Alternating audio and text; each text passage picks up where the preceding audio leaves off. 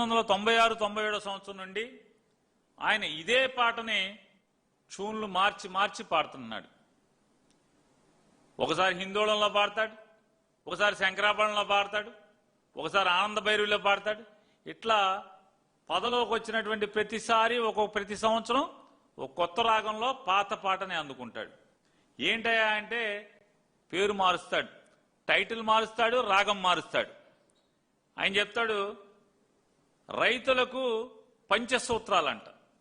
ఏంటయ్యా పంచసూత్రాలు అని మనం ఎతికితే ఏంటో కొత్తగా కనిపెట్టాడేమైనా, కరోనాకు మందు కనిపెట్టినట్టుగా, సెల్ ఫోన్ కనిపెట్టినట్టుగా, హైదరాబాద్ నగరాన్ని ఈయనే నిర్మించినట్టుగా పంచసూత్రాలు కూడా ఏమన్నా కనిపెట్టాడంటే చూస్తే నీటి భద్రత అంట. పంచసూత్రాల్లో మొదటిది నీటి భద్రత, డిమాండ్ ఆధారిత పంట సాగు, అగ్రిటెక్, 4వది ఫుడ్ ప్రాసెసింగ్, 5 ప్రపంచ వేదికగా మార్కెటింగ్. అంటే రైతులు ప్రపంచంలో ఆన్లైన్లోకి వెళ్ళి ఎక్కడ రేటు ఎక్కువగా ఉంటే అక్కడ అమ్మాలంట. ఇది పంచసూత్రాలంట చంద్రబాబు నాయుడు. ఏదో అన్న సామెతగా ఉంది, ఉన్న నాలిక మందేస్తే కొండ నాలిక మందేస్తే ఉన్న నాలిక కూడా పోయిందంట చంద్రబాబు నాయుడు గారి పరిపాలనలో. నీటి భద్రత అంట. ఎక్కడ నీటి భద్రత?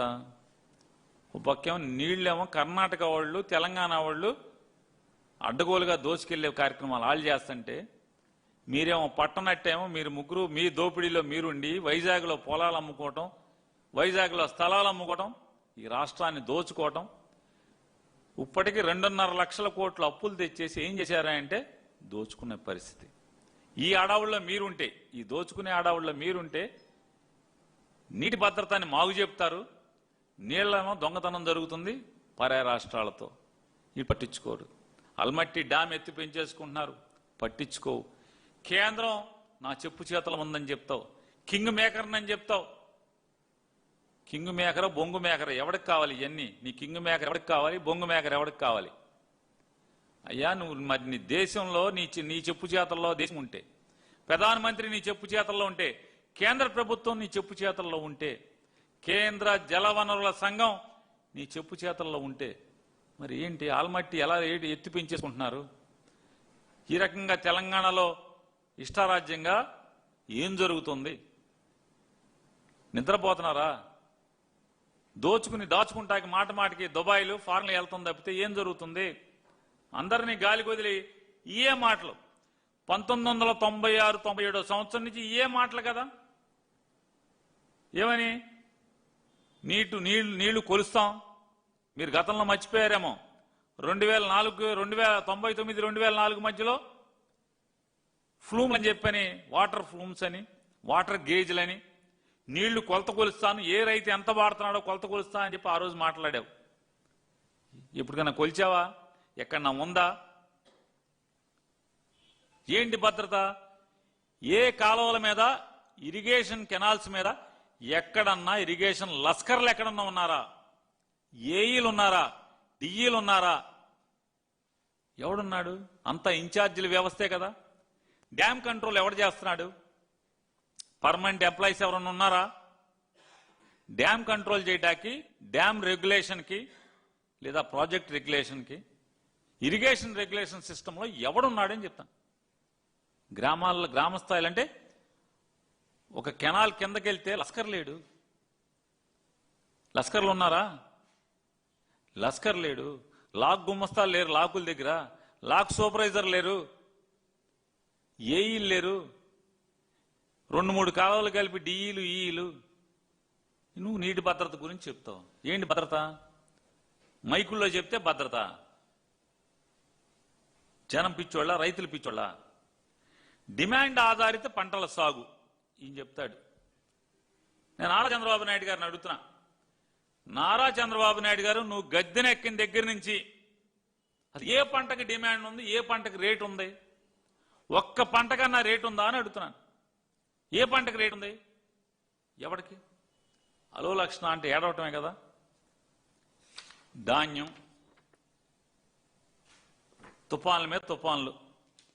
అయ్యగారి కాలు ఏదో అండా సామెత అంటారు, కాలు పెట్టిన వేళ విశేషం. గుడ్డొచ్చిన ఏడా బిడ్డొచ్చిన ఏడా అంటారు. ఈయన వచ్చాక అయితే అతివృష్టి లేదా అనావృష్టి ఈ రెండే జరుగుతున్నాయి కదా ఇక్కడ.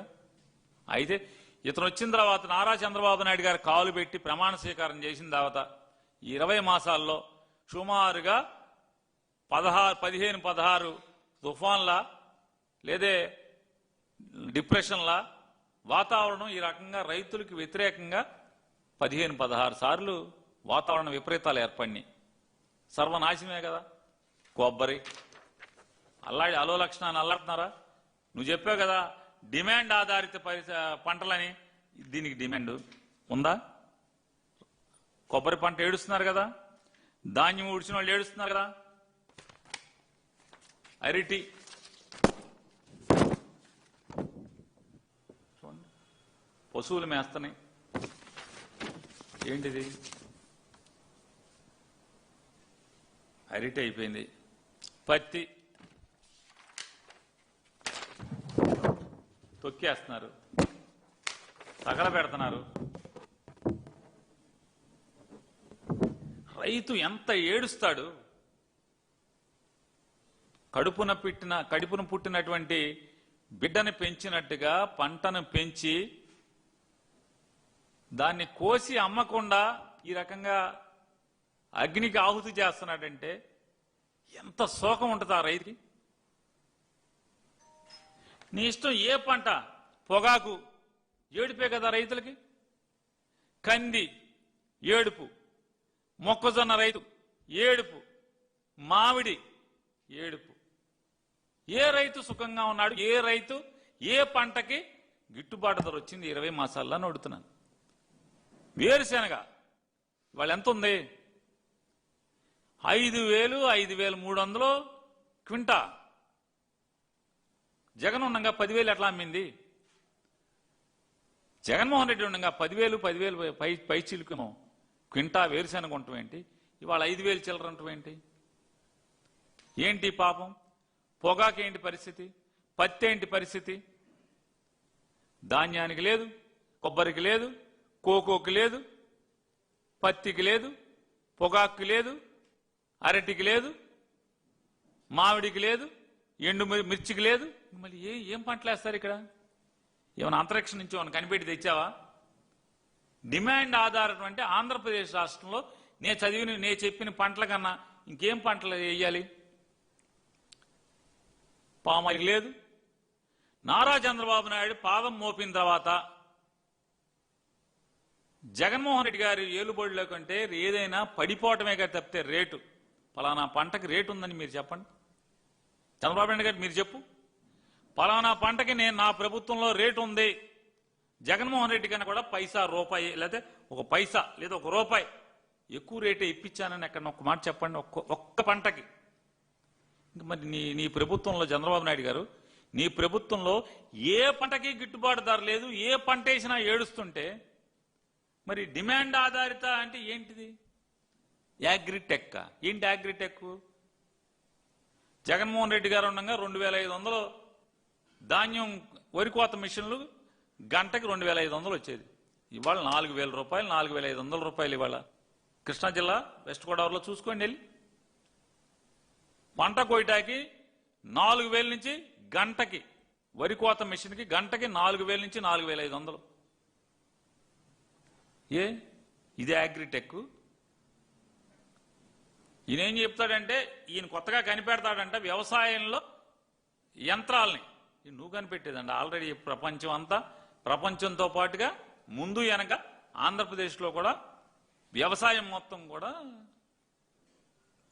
గొట్లేటాకి, ఆఖరికి గొట్లేటాకి కూడా యంత్రాలనే వాడుతున్నారు. లెవెల్ చేయటాకి ట్రాక్టర్లనే వాడుతున్నారు. దున్నటాకి, దమ్ముకి, దేనికి కాదు, ప్రతిదానికి రోటోవేటర్ వేస్తున్నారు. అన్ని ఏది లేదు పలాంది లేదని చెప్పు. ఊడుపుకి యంత్రాలు ఉన్నాయి అంటే ట్రాన్స్ప్లాంటేషన్కి, నారుమళ్ళు పోయటాకి, కలుపుకి యంత్రాలు వచ్చినాయి. కలుపుకి డ్రోన్లలో స్ప్రే చేస్తున్నారు. మీరేం డ్రోన్ కనిపెట్టలేదు కదా. డ్రోన్ అప్పటికే మీరు వచ్చేప్పటికే, మీరు ఎక్కి ప్రమాణ స్వీకారం చేసేప్పటికే డ్రోన్తో పిచికారీ చేస్తున్నారు కదా. ఎక్కడ లేదు, ఏమి లేదు. కోత కూడా మిషన్లు ఎప్పటి నుంచో ఉన్నాయి కదా. ప్రతిదానికి చెరుకు పంట కోత కోసానికి మిషన్లు ఉన్నాయి, మినుముకి కోత మిషన్లు ఉన్నాయి. ప్రతిదానికి నువ్వు పేరు చెప్పు, పలానా దానికి లేదని చెప్పి. ప్రతి దాంట్లో యాంత్రీకరణ వచ్చేసింది కదా. ఇవాళ మరి ఏం చెప్తారు? Food processing. నారా చంద్రబాబు నాయుడు గారు, మీ ఇష్టం. ఈ 20 మాసాల్లో జగన్మోహన్ రెడ్డి గారిది కాకుండా కొత్తగా ఒక్క ఫుడ్ ప్రాసెసింగ్ యూనిట్ తీసుకొచ్చింది ఏమైనా ఉంటే మీరు చెప్పండి. ఏంటి ఫుడ్ ప్రాసెసింగ్? మామిడికి ఏమన్నా చేశారా మీరు? మామిడి 12 రూపాయలు, మేము 8 రూపాయలు ఇప్పిస్తా ఉన్నారు. 8 రూపాయలు ఇప్పించారా ఎవరికన్నా? మీరు 4 రూపాయలు ఎప్పుడు ఇచ్చారు? జీవో ఎప్పుడు ఇచ్చారు? డబ్బులు ఇప్పుడేంటి? మే మాసంలోనేమో అడావుడిగా కేబినెట్ తీర్మానం చేసి జీవో అంటారా? నవంబర్కి వచ్చాక డబ్బులు వేస్తారా?